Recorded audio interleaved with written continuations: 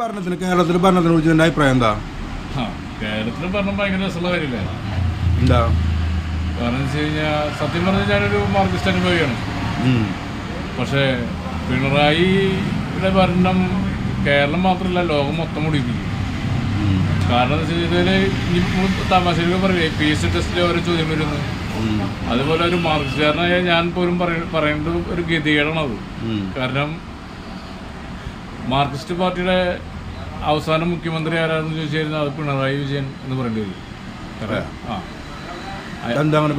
ആളോട് ഭരണം അഹങ്കാരം അഹന്ത ഒരു 90% മാർക്സിസ്റ്റുകാർ ഈ പാർട്ടി തന്നെ പോകാൻ നിൽക്കണം. ഇപ്പോൾ കുറേ വിഭാഗം പൊളിഞ്ഞു പോയി, പുറത്തേക്ക് പറയില്ല. കാരണം എന്താ വെച്ച് കഴിഞ്ഞാൽ ഈ പണ്ട് കാലത്തൊക്കെ ഉള്ള മുരച്ച മാർക്സിസ്റ്റുകാരുണ്ട്. ആ പ്രസ്ഥാനത്തിന് വേണ്ടി ജീവൻ സമയം ചെലവഴിച്ചാണ്.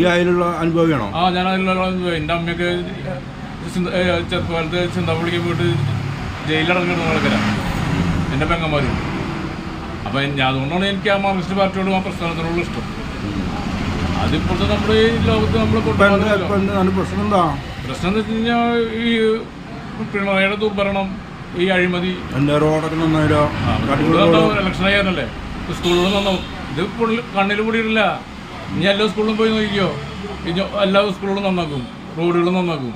ഇലക്ഷൻ്റെ സമയം എല്ലാവർക്കും ഇനി ഒരു മറ്റേ പെൻഷൻ കൊടുക്കും. അത് കഴിഞ്ഞ് കഴിഞ്ഞാൽ പിന്നെ ഉണ്ടാവില്ല. അവർ കൈയിട്ട് വന്നാലോ ശബരിമലയിൽ നിന്ന് ഇപ്പോൾ സ്വർണ്ണം കെട്ടുണ്ട്.